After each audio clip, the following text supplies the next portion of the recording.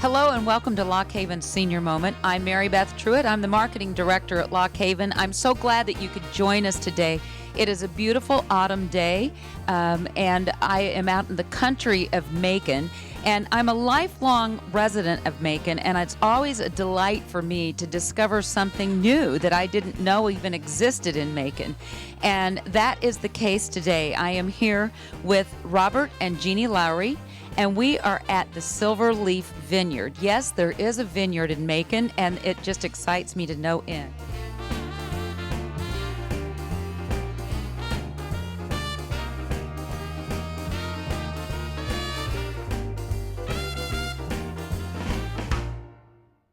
Welcome, Robert and Jeannie. Thank you.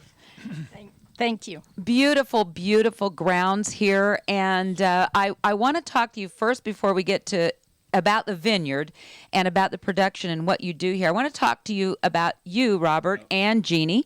And so just give me a little background, a little bio about you, and you'll need to hold that right up there. I was born here at Macon, just up the road here, about a quarter of a mile. My farm, my parents had a dairy farm there, and I grew up there, and born in, 1944, and went to high school here and graduated in 1962 from Macon High School. You're a Macon Tiger. I am.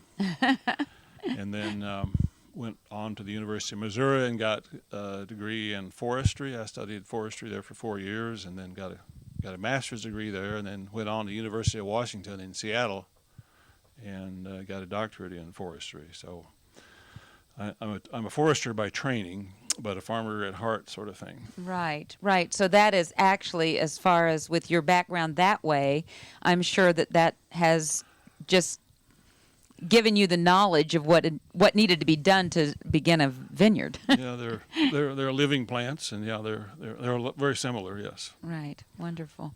Jeannie, how about you? Tell us about you and a little background on you. Well, I was raised in an Air Force family. My father was had a career in the Air Force. He was a sergeant in the Air Force, and so I was born in Arizona, lived in Texas, and then California. I went to school at the University of California at Santa Barbara and got a degree in environmental studies, and then went on to Humboldt State in Northern California and started work on a master's in forestry. That was when Robert had been there as a professor, and he was just getting ready to leave, and we just had a short overlap, but we went out on a date, and he left, and then we had a long-distance romance for a while.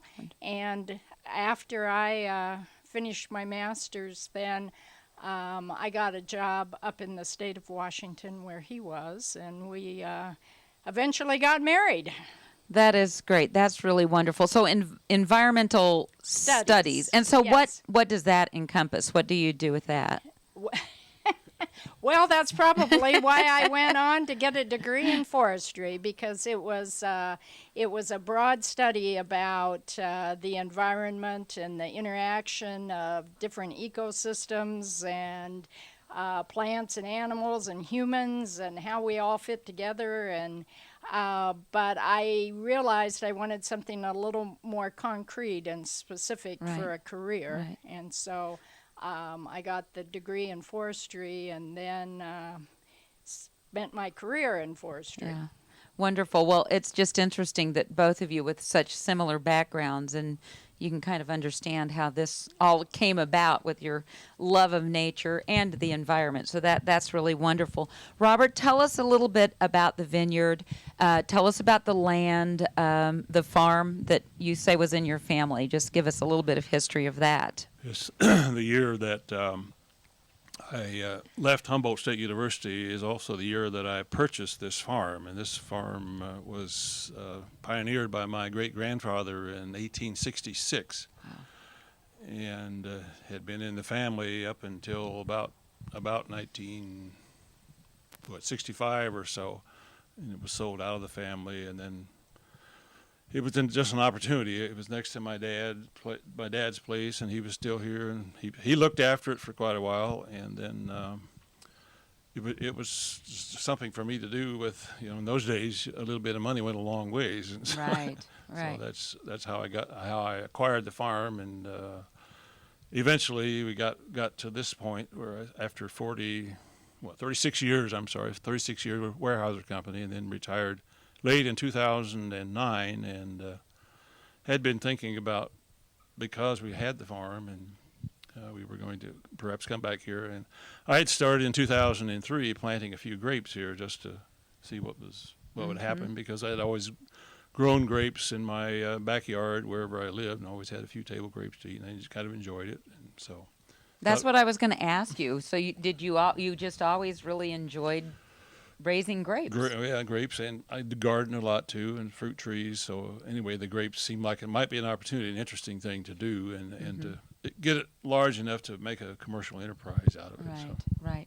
Tell us about this plot of land, because your home is here. You built your home. And then how many acres is the vineyard itself, which is located behind us and kind of around us too? Yeah, the total the vineyard in total is about 3 acres, and that's about all the two of us can manage and do, because we do virtually all the work. So it's a lot of work. Right. And I want to find out a lot more about that work that you do. Tell us about the grapes that you grow, and we have some right here, and my mouth is watering because I want to taste them. So tell us about the different varieties that you have here. Well, we have here, and this is one that almost everybody knows, the Concord grape, which is sold for people like to eat it, make jelly. I mean, that's the Welch's grape juice is made from the Concord grape. And Okay. We have about 30 plants out here, and we sell some at the farmers market. And the other one that's very tasty, and once you start eating this one, you can't stop. I guarantee you, it's a seedless grape, very sweet, very nice. The other ones here, this is the Norton, which is a wine grape. Now these two we typically will, and they make some wine out of this, but typically these are just eaten fresh. This is a wine grape, the Norton, which is the signature grape of Missouri.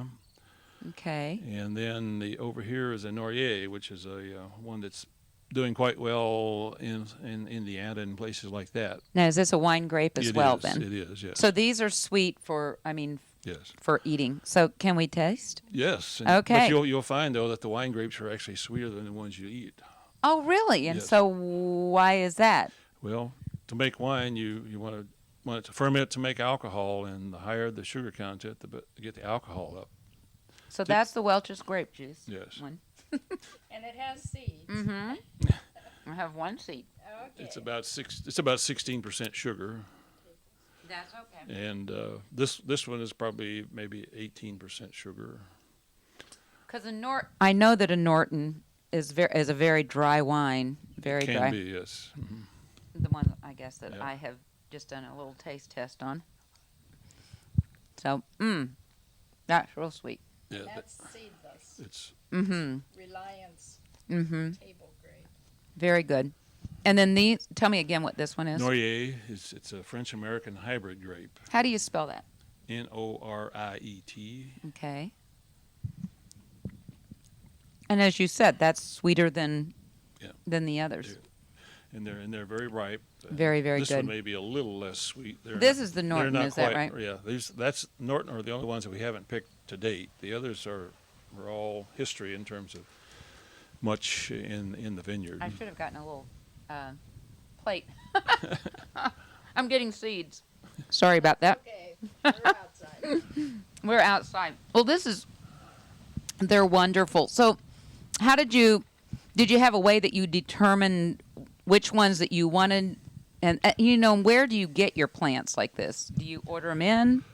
Yeah, the selection of the varieties, that's what I started with in 2003. I had maybe 15 different varieties up here in this small block when I started. Oh, So really? I just grew them and tried to see how hard they were to grow and how they did here. And of course, there are a lot of grapes grown in Missouri, and there's a fair amount of information available. And so I used that as to guide me, and then I looked at my own experience to see which ones I wanted, and And then if you're going to do it commercially, you need to narrow it down to just a few so that it makes it worth your while. Right. So we narrowed it down to principally the Norton, and the other two we don't have examples here. We've already picked is the Chamberson, which is a red grape, makes a red wine, and then the Chardonnay, which is very similar to Chardonnay if you're Right. familiar with Chardonnay wine. Okay. Well, very, very interesting. Now, you always think about like California. You think about California as being your main here in the United States, and then you think of course, Italy or any of the European countries, France, for really fine wines. What's the difference in the grapes? Like, let's say from Italy to the United States. What makes a difference in those kind of wines? Because I know that wine people can be a little, and I don't want to use the word snobbish, but they can, oh, well, this is the best and this is the best, but what really gives them the edge on that? Well, they have history on their side, and they've been doing it for centuries, as you well know. Right. And people are used to it, and so people like that. Many of those varieties, though, will grow well here in the United States, and in fact, California grows a lot of the same varieties that you see in Europe, I see. in Australia, and other places. These in front of us are hybrid grapes, because the European grapes, when they're brought here, they are attacked by phylloxera, which will kill them unless they're grafted onto the rootstocks from the American rootstocks. And also, there's quite a bit of disease pressure here in the United States because those grapes are not adapted to the environment here. Right. But the dry California climate in Washington and Oregon is quite nice. It's pretty good for them. Mm-hmm. But these hybrid grapes are better adapted to the environment that we have here. Yeah.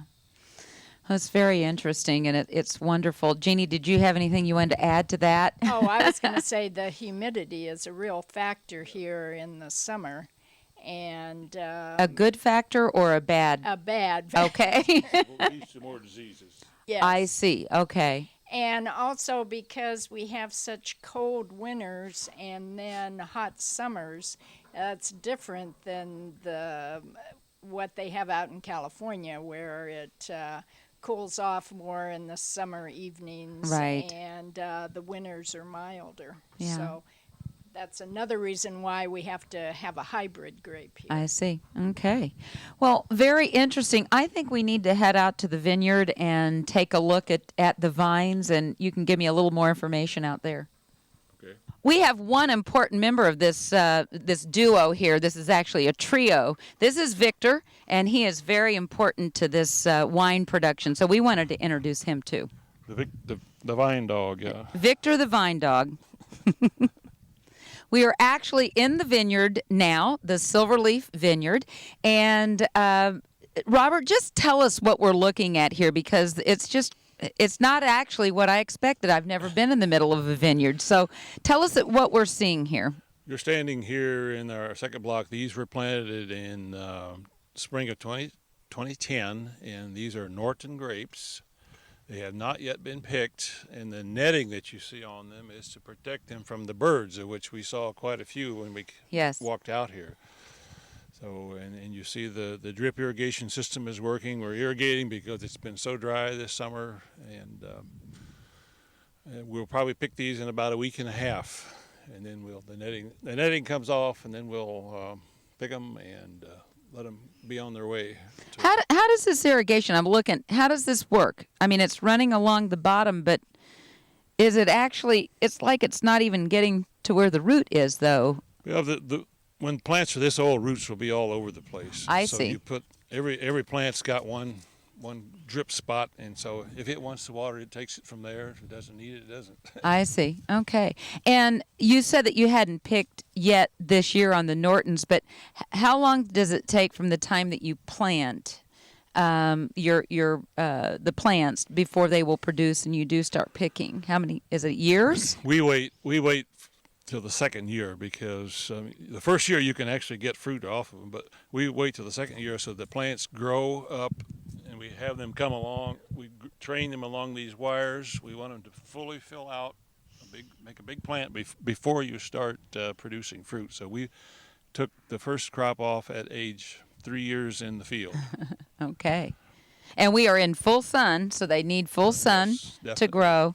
And you say that this is your second plot. Is that what you said? So you've got what, an acre plot Yeah, each, 2 acres, basically. 2 acres here in this plot that we planted in 2010, and then the first block we planted is starting in 2003.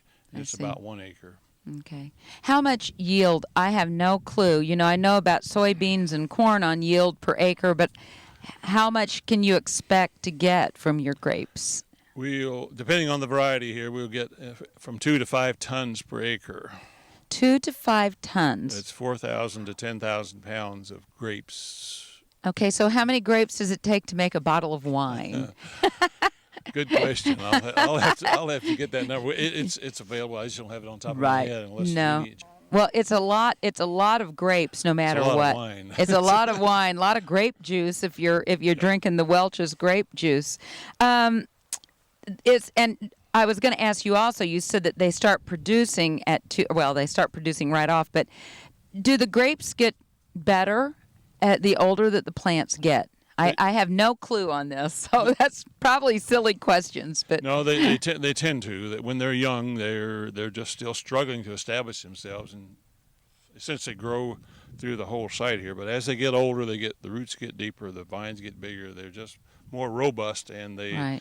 more express what the variety is about in terms Right. of the quality and the And of taste. course, some grapes are naturally going to be smaller than other grapes, right? So I Yes. mean that doesn't really change the, Not really. No, it's you know, because I think about a strawberry, and sometimes great big strawberries don't have nearly as much taste as a little bitty Yeah. strawberry. well, the grapes so- are the same way. Are they- The grapes taste quite differently. You know, different varieties taste Yes. differently. Yeah.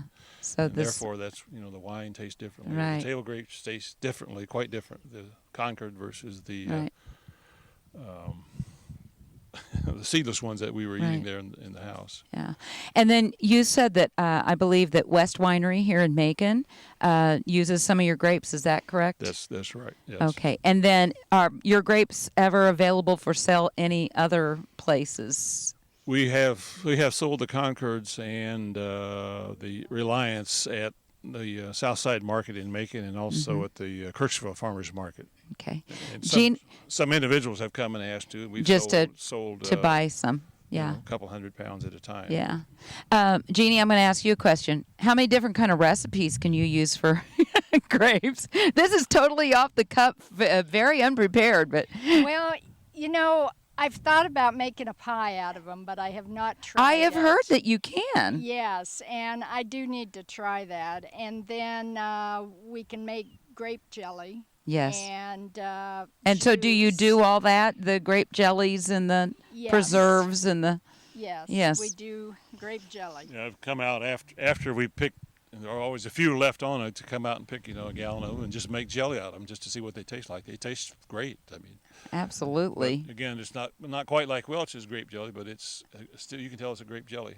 wonderful. Robert, let's go back and let's talk about. I mean, this looks really kind of easy right here, but I know there has got to be a ton of work. So, kind of take us through what all goes on in a year of production for you. Our year starts in probably late February, where we do the pruning. There'll be no leaves out here, and just a lot of what look like dead vines. But we go in and prune them then, and every vine gets to prune to what we call a pruning formula. A certain number of buds we leave on each vine, and of course we have to pick up the vines that are laying all over the ground. And we'll probably do some fertilization then, starting in March, April. When the grass starts growing, then we've got to mow. We mow this so we don't get any weeds growing out here, or the grass stays low. We would like to have a lot of air blowing through the vineyard to reduce the disease pressure. As after they have grown for maybe a month, they'll start producing flowers and fruit, and most varieties produce too many flowers and fruit to get a good crop. So we go through and pull off, yes, thin the thin 'em flowers out. and fruit. Mm-hmm. And then a bit later in the summer, maybe late May, June, we come through and pull these vines down so they're hanging down. You notice how they're hanging down? Yes. If you don't, they tend to stay just up on the top wire. All going down. Uh huh. And you or pull those down. they like Okay. they like to just grow along the top wire, and they get all too much shade, and they get caught on everything else. So we come pull them down. We call that combing the vines down. Uh-huh.